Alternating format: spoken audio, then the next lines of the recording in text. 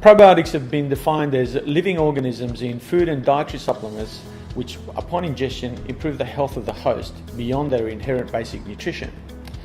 Bacteria and other organisms that, when ingested, may treat or prevent disease as probiotics include lactobacilli, the bifidobacteria, yeasts such as Saccharomyces cerevisiae or Boulardii, as well as species of Streptococcus such as Streptococcus thermophilus, as well as others that include recombinant microbes. Probiotics include those from different genera such as bifidobacteria and lactobacilli, different species of each genera such as Lactobacillus acidophilus versus Lactobacillus bulgaricus, as well as different strains of each species.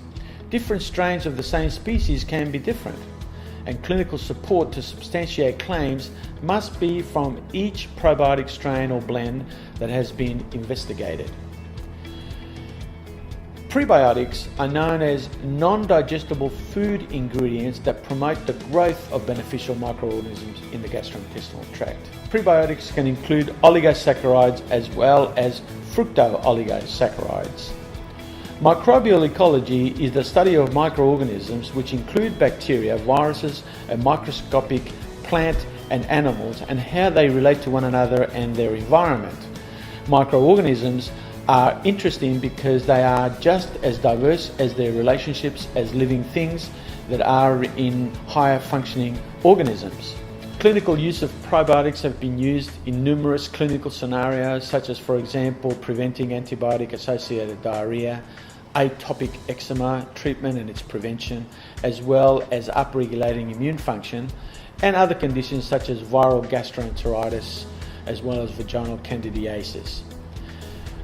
Extensive research has been carried out on the gastrointestinal tract that demonstrates the effect size for the effect of probiotics over placebo or a comparator in the prevention and treatment of gastrointestinal tract inflammatory diseases and conditions. The effect size is a cumulative reduction in relative risk for that gastrointestinal tract condition or disease that has been investigated.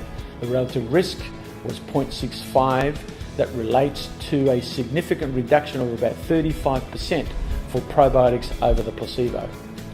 Therefore, there are a number of proposed health benefits for the administration of probiotics, as can be seen, and these can include the production of metabolites such as short-chain fatty acids, lowering the risk of immunogenicity associated with environmental or food or microbial toxins.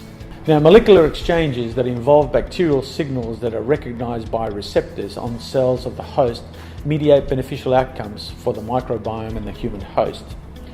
Furthermore, the adaptive immune system, the specific aspects of that system, are significantly influenced by the intestinal commensal bacteria. Hence, there is a clear understanding of the molecular mechanisms that mediate the symbiotic existence between the commensal bacteria and humans, which will re-characterize how the evolution of adaptive immunity is viewed, and as a consequence, how medicine will actually approach the treatment of numerous immunological disorders.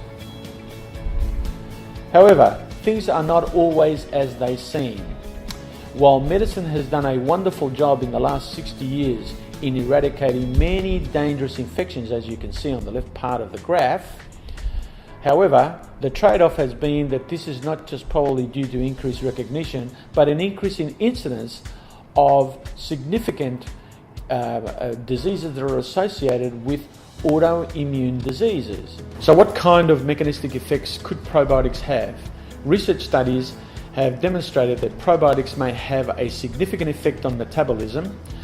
Animal studies have shown that the modulation of symbiotic gut microbial host metabolic interactions can be actually significant and can include exerted microbiome modifications that result in altered hepatic lipid metabolism coupled with lowered plasma protein levels, affecting glucose metabolism, protein metabolism, a wide variety of metabolic connections.